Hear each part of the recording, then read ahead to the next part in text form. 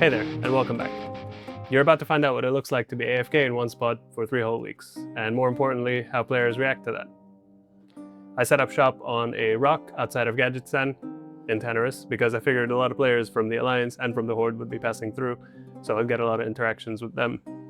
I was expecting to be ganked or ignored. I was certainly hoping that players my level would try to attack me so that I'd get some nice fights, but I did end up with a bit more variety than I expected. I wasn't there 24/7 because I gotta sleep, but I did come back pretty often, a few hours at a time, just to get as much footage as possible, so yeah, I did see a whole lot of Teneris. The bulk of my experience was pretty standard, just watching the world pass by me. Occasionally, something more interesting would happen, like these troublemakers running from the Gadgetzan guards. They sure got him riled up. Some people would stop by to buff me, like this paladin here, and others just to say hello.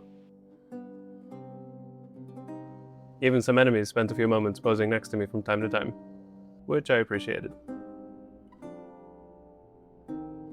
I managed to get mooned and complimented, but it definitely got more hostile than that. I was targeted and ganked by a good number of level unknowns. In fact, most attacks on me were not from people my level. Guess I wasn't too surprised. At one point, a rogue my level opened up on me, and just when I got excited that I was about to get a good fight, he was chased off by an Alliance hunting party. This was definitely going to take a lot of patience. I did get tired of sitting around for so long, so I went for a run around Teneris to stretch my legs every once in a while. But that's when things took a turn. I rounded the corner and there it was, a scene. This shaman patching himself up, banged up from some fight. But the body of a night elf on the ground beside him? Now that told a different story. Now here's what got under my skin. I couldn't make the read. Was the shaman the one dealing the cards? Or just a poor sap who swung back harder? The shaman made his next move, and proved that this was no act of self-defense. That was fun. Time to get some exercise. First thing I want to do here is get a re-stealth. Open up on the shaman. Now I have to play like a cat, because if he touches me, I'll be in trouble. I mean, look what he just did to the night elf that came back. Pretty much deleted him. Went for another re-stealth.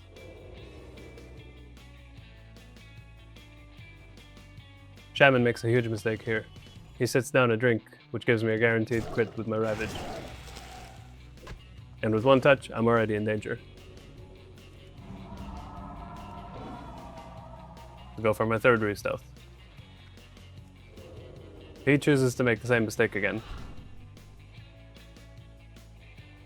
He's sitting down to drink, so here comes a big Ravage, and then a ferocious bite. Case closed. Now let me show you the coolest thing that happened to me while I was AFK in my usual spot. I aggroed this hyena that normally spawns around here, and gives me a headache, but this time I spotted some allies coming this way, so I just stood there and waited. This Draenei noticed what was happening and stopped for a second, then dismounted and took care of the hyena for me. Now I can tell you with certainty that that player was about to rescue me and then walk away without expecting any thanks. That was a true act of service. As soon as the hyena went down, I decided to break character because I thought it was important to give this person a reward. We like to encourage that kind of behavior around here.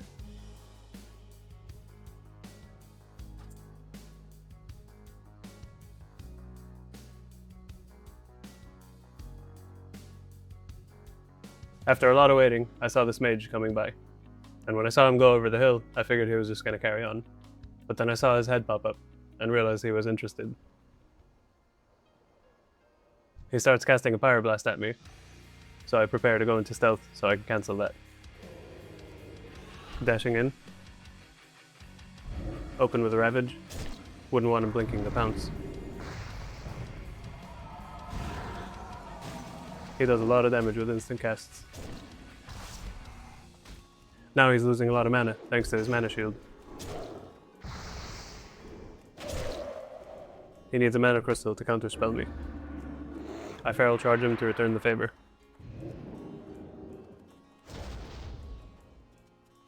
And I go for the Moonfire finish. That was too close for comfort. And another hyena. Thank God for Hibernate. This druid jumps me, but I'm pretty sure he saw me move a second ago, so he knows I'm not AFK.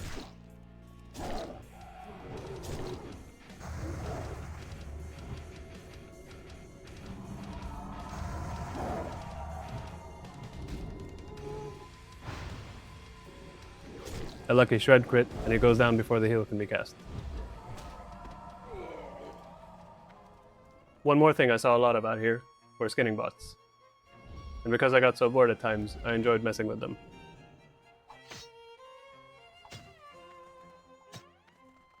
Once I was sure that they were in fact bots, I'd report them and then go back to my business. This particular bot, however, was a different case. It seemed like I managed to break him somehow by leading him to the base of the hill. He'd just stand there like my loyal pet. He would reset when mobs attacked him though, so I kept having to bring him back to me with fairy fire. I was getting kinda attached.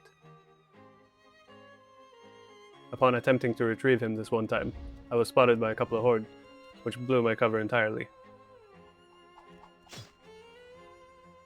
The Shadow Priest had res sickness, but that didn't stop them from attacking me. This macro I made for the Goblin Rocket Helm just refused to work, so it put me in a really tough spot.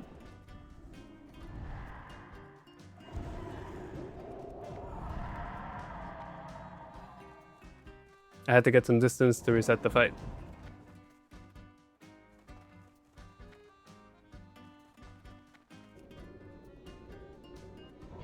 All healed up. Time to go for that Warlock. I kicked the Fear and switched to Cat form to try to do as much damage as possible.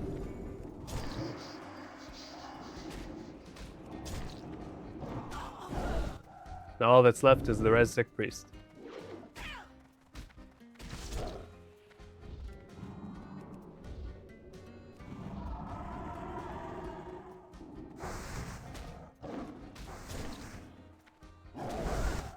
Man, that was chaotic. I think I've seen enough of this area. I hope you managed to enjoy seeing some of the strange things that I witnessed out here in the desert. For those who are waiting for another Quest Giver episode, I appreciate your patience, and I should be done with it pretty soon. As always, thanks for being here.